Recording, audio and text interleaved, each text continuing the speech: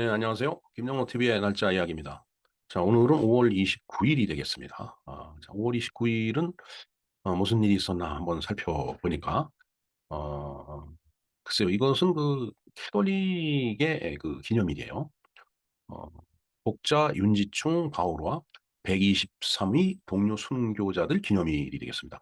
상당히 그 기념일의 이제 이름이 이제 긴데, 어, 복자 윤지충 바오로와 123위 동료 순교자들 기념일인데 이것이 사실은 그 이제 여러분들 뭐 기억나시겠지만 2014년 8월 16일이죠. 서울 그 광화문 광장에서 그 프란치스코 교황이 와서 그 뭐라 그럴까 거기서 이제 그 미사를 집전을 했죠. 네, 그때 10옥씩 미사라고 했습니다. 10옥이라는 게 이제 음, 그 이제 그 캐톨릭에 보면은 이제 그 세례명이 이제 있는데 음, 그 세례명에 이렇게 올라가는 그 글쎄, 그게 뭐 기념식은 아니고, 하여튼 그런 절차, 그것을 이제 시복식이라고 그 이제 이야기를 이제 한다고 하는데, 우리나라에서 그 이제 그 순교를 했던 그 윤지충 바오로와 그 이외에 123위의 그 동료 순교자들. 그러니까 카톨릭이 이 조선 말기에 이 한반도에 들어오면서 이제 많은 박해가 있었죠. 그때 이제 순교한 사람들이 많이 이제 있었던 거죠.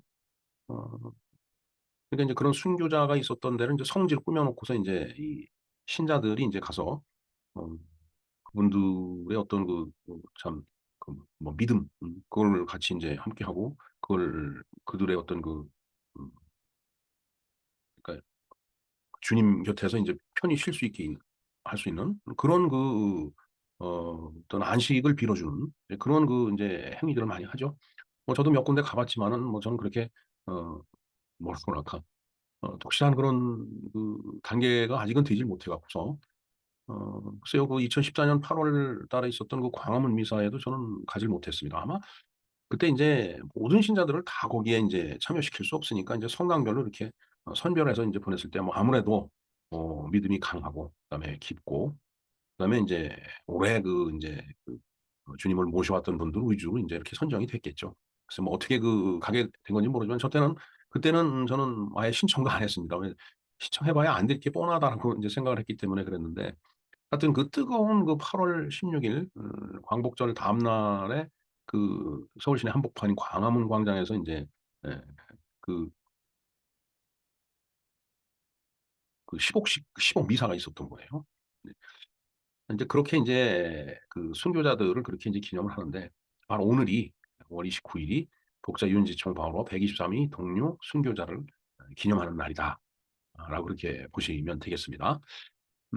뭐 그에 대해서 좀 상세하게 그 알아보는 시간을 갖도록 하겠습니다. 글쎄요, 뭐 카톨릭 신자가 아닌데 뭐 굳이 뭐 이걸 얘기를 들어야 되겠느냐, 뭐 그렇게 생각하실 수도 있겠지만은 어찌됐든 저 순교자분들이 있었기 때문에 그 이 한반도에 이제 그 기독교가 이제 들어오게 된 거고 또 그 기독교 신앙을 바탕으로 우리나라가 많이 어 1948년에 건국을 하는 데 있어서 어떤 그 정신적인 지주가 됐던 것만은 사실입니다. 저는 외래 종교다 해갖고서 이제 어, 해석하시는 분들도 있겠지만 그렇게 따지면 외래 종교 아닌 종교가 또 없습니다. 우리 땅에. 우리나라는 전통적으로 그 이제 뭐 샤머니즘, 저희 그 이제 미신이라고 하는 거, 이제 뭐 이제 그런 그 믿음을 갖고 있었지만은 글쎄요, 뭐 독실하다는 의미에서 정말 그 천지신명한테 그야말로 정말 사심 없는 기도를 드리는거나 이렇게 하나님께 그 기도를 올리는 것이나 뭐 그렇게 큰 차이가 있을까 하는 생각을 하는데 글쎄 모르겠습니다. 천주교 신자로서 이런 얘기를 하면 혹시 어, 그 믿음이 돈독한 분들한테 이제 혼날 얘기인지 모르겠는데 뭐 어찌 됐든 오늘이 바로 복자 윤지충 바오로와 123위 동료 순교자들 이제 기념일이다라는 그런 차원에서 한번 그 내용을 좀 알아보는 시간을 갖도록 하겠습니다. 네, 복자 윤지충 바오로와 123위 동료 순교자들 기념일에 대해서 한번 좀 알아보겠습니다. 자, 오늘은 복자 윤지충 바오로와 123위 동료 순교자들의 기념일이다. 바로 5월 29일이 그렇다는 얘기죠. 복자라고 하는 것은 특정한 지역의 카톨릭 교회에서 공경받을 만한 사람으로 십옥식을 통해서 복자품에 오른 사람을 이루는 말이다. 특정한 지역. 뭐 여러 지역이 있겠죠. 이제 우리 이제 한반도, 조선 그때 당시에 그러니까 결국 지금은 우리나라 이제 대한민국을 얘기하는 거죠. 이 지역에서 정말 이 카톨릭 교회에서 정말 '아 저분은 공경할 만한 분이다.'라고 인정되는 사람들이 바로 이 십옥식을 통해서 복자품에 이제 오른다라는 그런 얘기죠. 자, 이 순교자들 역시 아버지의 집으로 귀가하여 새로운 삶이 시작되었음을 믿는다. 아버지가 하느님이죠. 하느님 아버지라고 우리가 얘기하듯이 결국은 하느님 품으로 돌아갔다라는 그런 얘기가 되겠습니다. 프란치스코 교황은 2014년 8월 16일 서울 광화문 광장에서 윤지총 바오로와 동료 순교자 123위의 십옥식 미사에서 십옥을 선언을 했다라는 얘기가 되겠어요. 자, 윤지충은 누군가 보면 1759년에서 1791년까지 이제 살았던 분이네요.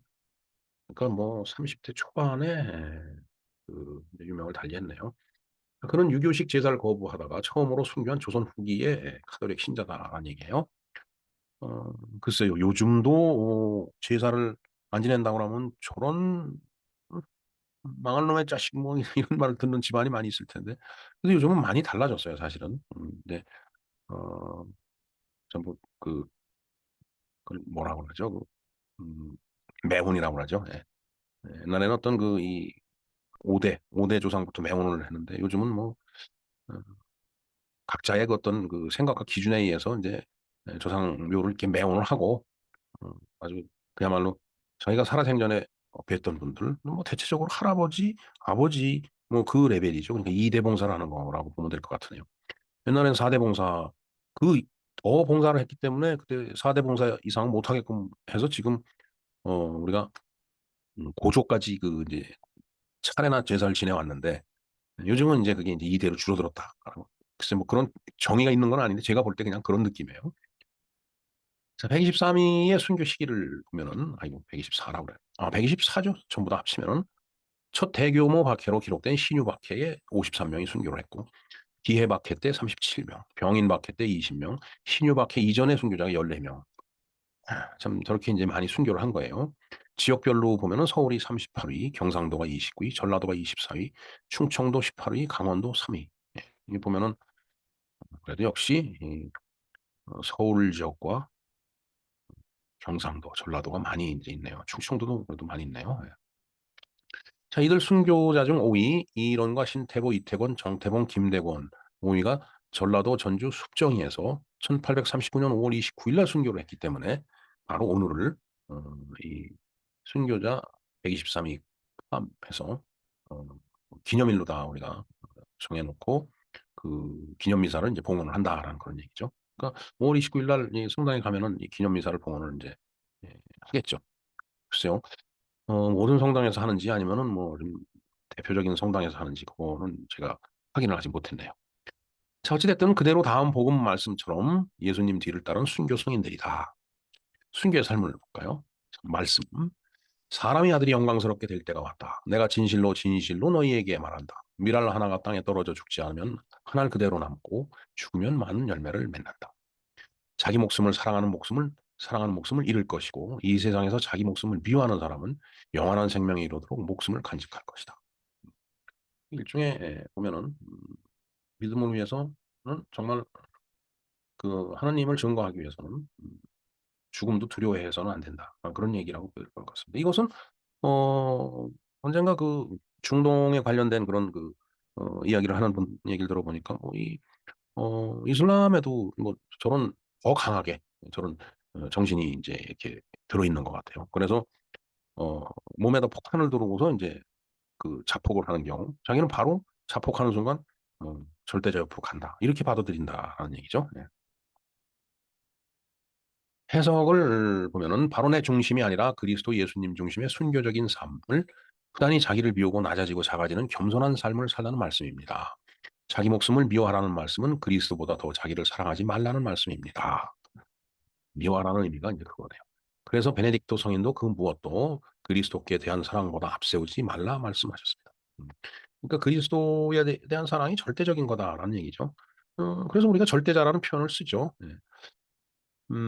그렇게 보면은 상당히 뭔가 독재적인 인제 그런 인제 말이 되겠습니다. 그리고 신앙은 또 그런 상황을 받아들여야지 그게 가능하지. 이거에 대해서 뭐 이게 정말 그렇까 이런 의심을 갖고 의구심을 표현하고 거짓말 아니야 하고서 이렇게 뭐 고개를 갸우뚱하고 그러면 그건 그런 순교라는 그런 것이 나올 수가 없죠. 하나님을 증거할 수 없는 겁니다. 그게. 저는 아직 그 단계까지는 못 가는 것 같은데, 하여튼 노력하겠습니다. 저도. 네, 바로 그리스도 예수님께 대한 사랑의 표현이 순교적 삶이다라는 그런 뜻이 되겠네요. 자, 순교자의 피는 교회의 씨앗이라고 했습니다. 순교는 성체와의 결합이다라는 말씀도 생각납니다. 예수님을 따라 순교했던 무수한 성인들이 순교의 죽음으로 오늘날 한국 천주교회가 열매 풍성한 교회로 성장 성숙했음을 믿습니다. 이런 순교 영성의 유전자 DNA는 오늘도 우리 안에 면면이 계승되고 있으며 비상한 순교만이 아니라 일상의 평범한 삶에서 자발적 기쁨으로 순교적 삶을 살게 합니다. 예수님이 다음 복음 말씀이 참 엄중합니다. 누구든지 나를 섬기려면 나를 따라야 한다. 내가 있는 곳에 나를 섬기는 사람도 있을 것이다. 누구든지 나를 섬기면 아버지께서도 그를 존중해 주실 것이다. 누구든지 바로 믿는 이들 모두가 예외 없이 순교적 삶을 살아야 한다라는 말씀입니다. 야, 누구든지 이 말 굉장히 무서운 겁니다. 선거법에도 저런 표현이 많이 나와요. 그건 음, 모두가 절대 지켜야 된다. 법은 그렇고 그다음에 어, 이런 그 어떤 종교적인 그 신앙, 믿음 이런 것은 절대적으로 그것을 신뢰해야 된다. 이해가 없다라는 얘기예요. 이해가 없기 때문에 순교적인 삶도 가능하다라는 그런 얘기가 들리겠네요. 자, 결코 값싼 은혜, 값싼 믿음, 값싼 사랑, 값싼 희망은 없습니다. 주님을 섬기는 자발적 분투의 노력과 훈련이 필수입니다. 바로 하루하루 한결같이 주님 사랑에 자기를 비우고 버리고 주님을 추종함이 주님을 섬기는 삶입니다. 이렇게 살면서 아버지의 집으로 귀가 여정도 순조로 이루어질 것입니다. 자, 이 귀가라고 하는 것이 바로 순교를 그 뜻하는 것이죠. 이것은 그 어느 신부님의 강론을 제가 이렇게 옮겨 온 겁니다.